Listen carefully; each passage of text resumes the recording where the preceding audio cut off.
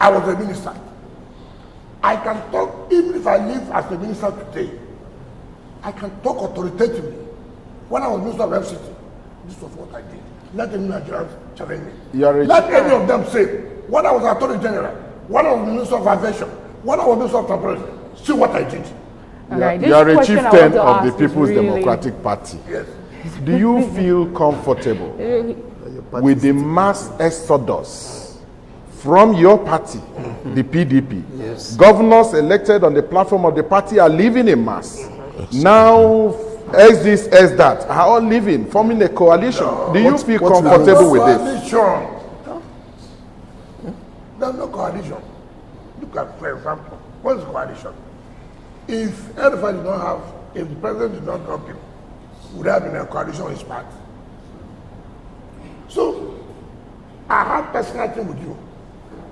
It becomes that interest of Nigerians. Nigerians don't hate everybody. For how long can you continue to deceive Nigerians? For how long do you think Nigerians are daft? That you wake up in the morning, you just left office now, it's now you remember that Nigerians are angry. You were office there for 8 years, you never knew Nigerians are angry. Come on, who is deceiving who? And who would want to give voice or listen or give ear to this kind of people? Who? The issue of somewhere crossing or leaving party. Politics is interest. I don't know whoever is leaving what he has in mind or for the interest of his people. But what I tell you the problem of PDP, and who they have realized it today. When people talk about Wike, say, look, do the right thing. If you do the right thing, we'll not be where we are. There's nothing Atiku and Co didn't do to take over the national chairmanship of PDP. There's nothing they didn't do. And we stood firm, and we said no, it will not happen. The issue of secretary came. The life wire of the party is the chairman and secretary. When they did not get any, then the issue of coalition started. The issue of coalition started. That was what they did. They wanted to hijack the structure of the party. We said no, you cannot. You cannot. So, he's from Adamawa. Why didn't his governor join him? He's from Adamawa. Why did his governor join him? Why didn't Bala join him? Because these governors said, hey, we can't continue to allow you to be doing this old game. We will not allow you. So the people who call my name Wike. Am I the one who elected Sam Daddy in National Convention? Am I the one? He was elected in National Convention. Somebody went to court, said that he had gone to run for governorship election, and that he ought to, the word ought to resign, and that he did not resign. Therefore, he should be national secretary. He went to court. He won. The man went to, gone down to Supreme Court, and he won. And he said, no, they have a right to do. No, you cannot remove him. It's only national convention. Wait, convention that then will be started December 8th. Why are you in a hurry to scatter your party? They now went to INEC, which was very embarrassing. To go and ask INEC to organize the true position. How can you do that? Anyway, you have gone. And I hear that INEC told them, go and obey Supreme Court judgment. You saw Sheima can do it. All of them are there. So the issue of function or no function, it does not arise. Now, when these people now saw that they cannot take over the party, the issue of coalition came. And then the message you sent to Nigerians, because Nigerians are angry. Nigerians have been angry with them. Check it. Atiku was vice president for 8 years. He left in 2002 to AC. He came back to PDP. He left for APC. He left APC and came to PDP. Now he has left to go to coalition ADC. Let me use one local man. They born you, born every time, live. How can I elder 6 months? What are you going to tell your children? To what extent has all of this? 1999. See, I told you I was not even PDP. I'll fight it there. Did I not tell you that? Have I left? Have I not fought it? Is somebody who know the secretary? I would have left now because they say don't want to. You cannot fight. They will just want where they will be in charge. And now they are not in charge. They say, Wike. There's no television you open any day. Honorable Minister, you Is that why you may not have left has the PDP. this coalition talk, has it weakened the resolve to rebuild the PDP? Because I still believe that you are a member of the What I'm PDP. saying, and I spoke with their leadership. I said, look, this gives you the opportunity. The Buccaneers have left. Buccaneers. Yes, the vampires have left. Who never named well from. Take all the areas that were lost. I saw Chiroma on television. Was it the first day? 2 days ago. Yes, talking about this one man taking part. Asked us since 1999, have we won Yobe? Since 1999, have we won Yobe? No. So what is that you are telling me? What is that? That you are telling me? PDP has been sustained by the South-South. By the South-South. Now, Southeast. yes, South-South mainly. Okay. Mainly. The Southeast. Now, because of the kind of politics this leader, ask Emeka Yoda, I saw him there. What happened?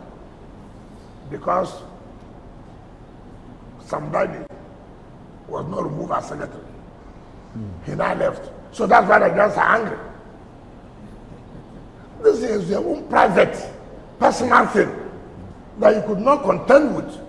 It's a power struggle that somebody has at maneuver you. You go and say, Nigerians are angry. Say that you have been defeated in that place. Don't push it to Nigerians. Let's take the issue of Nigerians very serious.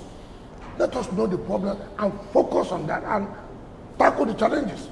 With the combination of Atiku Abubakar and Peter Obi in the same coalition, don't you think it's a big threat to APC? Okay, just tell me. When you say with Atiku, with Peter Obi, what do you mean by that? Or what about with me not being there? I mean, so you think they're stronger than me? Looking at the results, the last presidential. The point I'm saying, why not you say we cannot be there? Means that coalition has failed. Probably they feel you are not really with them. That's why they are not. They're not what? Really with them. Is your heart really with the PDP? What do you mean by heart? The coalition is it PDP? No, but the PDP are moving there. Honorable Minister, let me reframe that question and just ask, like, a lot of people are curious, how are you able to work for the progress of the PDP while being actively in an administration that is, the PDP is acting as an opposition? Okay, answer it this way. Why was I able in PDP? Didn't that PDP governor, National Assembly, had an assembly? And they supported the APC president. No answer. The question is for you. That's why they should be careful, people like us. It's people like us that people need.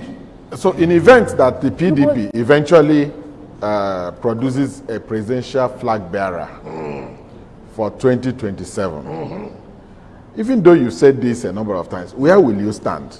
For the president or for your party? Did I stand for my party, the last one?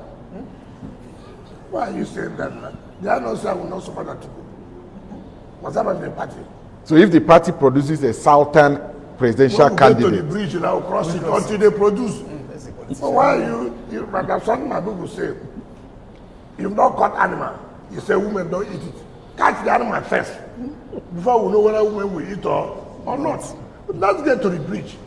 They will know how to cross the at the bridge. I want to go back to what you said earlier Yes. about Nigerians being angry, and I'm thinking that this has been the rhetoric of opposition and when the power is in. So they use it to come in, and at some point, the APC was also not totally happy with the administration that was in power. So if you look at the rhetoric that you're putting out now, that people are angry, it's the same thing that we used before. And somehow, the APC was able to meander their way and come in. Now, what am I saying? It's their duty to sell out to the public. Why would they allow ourselves? If this is the same rhetoric that you have been saying, what is your duty? Your duty is to educate Nigerians. I have said here, if I've seen people who have not been in power, who are supposed to make this angry Nigerians not to be angry, and they are saying that Nigerians are angry, the likelihood that you may listen to them. But how can you listen to somebody who has been in power, who has refused to make these Nigerians angry to be happy? Is not the one coming to say Nigerians are angry. If today I'm no longer in office, and then you hear me say Nigerians are angry, you should ask me, Nigerians are angry. When you were in office, what happened? Do you understand the point? You cannot come here and tell me Nigerians are angry. When you were in office, what did you do to change this anger of Nigerians to be happy? You did not do it. That's the point. So we want to educate Nigerians, tell them to be careful about this group of persons. They are not talking about anger of Nigerians. They are talking that they are angry that they have left power. That is only the anger. So the only slogan they can say is to sell to Nigerians, Nigerians are angry. And you have the opportunity, knowing that that's the same rhetorics, to tell Nigerians, listen, be careful. For how long can we continue to be deceived? Yes, I was deceived yesterday. Yes, I'm deceived today. But will I continue to be deceived till tomorrow? No. Look at the positions they have all held. Chairman of boards, governorship, governors, ministers, this. How did they change the conditions of Nigerians? Ask them that question. Ask them before you say, the coalition you are doing, coalition to do what? Coalition to take over power that you were never before. You are doing coalition to take over power that you were never before. That things were better when you were there, when you were Speaker of House of Rights, when you were Senate President, when you were Minister of Aviation, when you were Attorney General, when you were Minister of Transportation.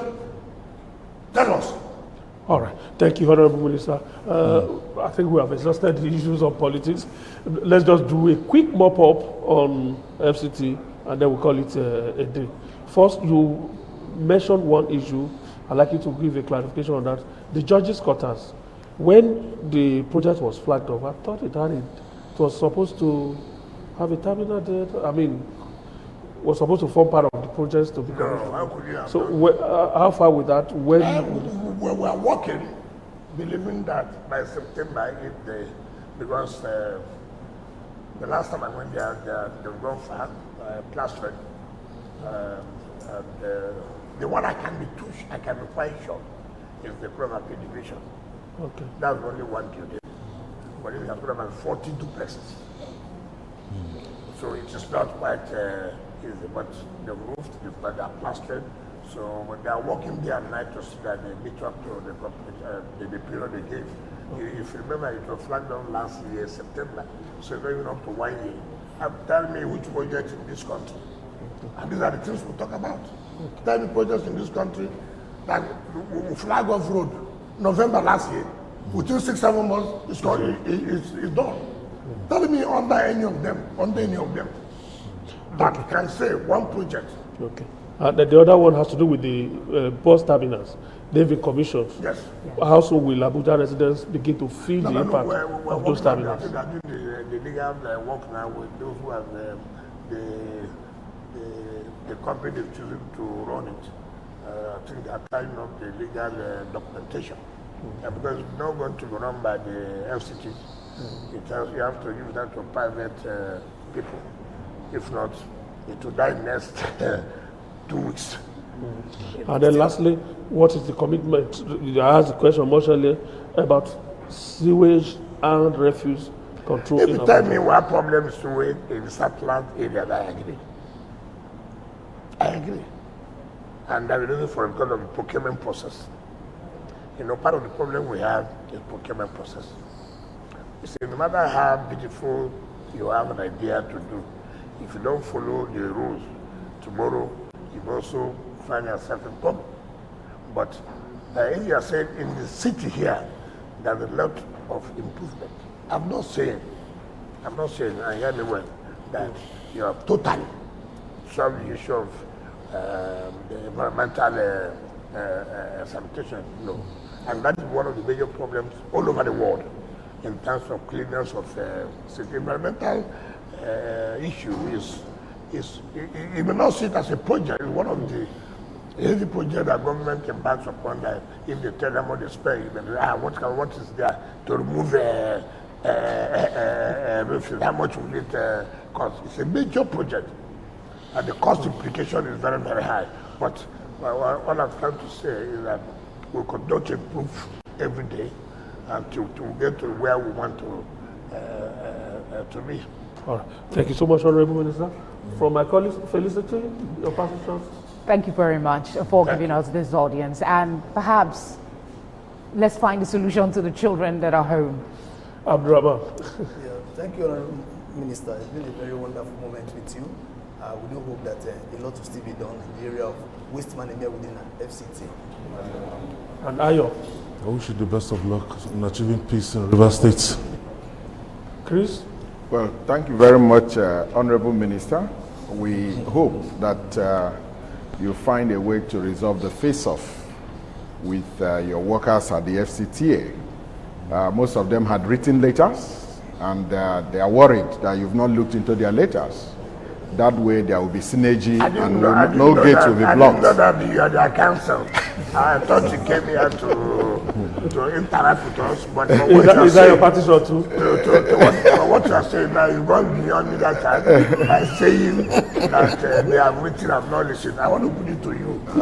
Nobody has written to me. And if you have written to me,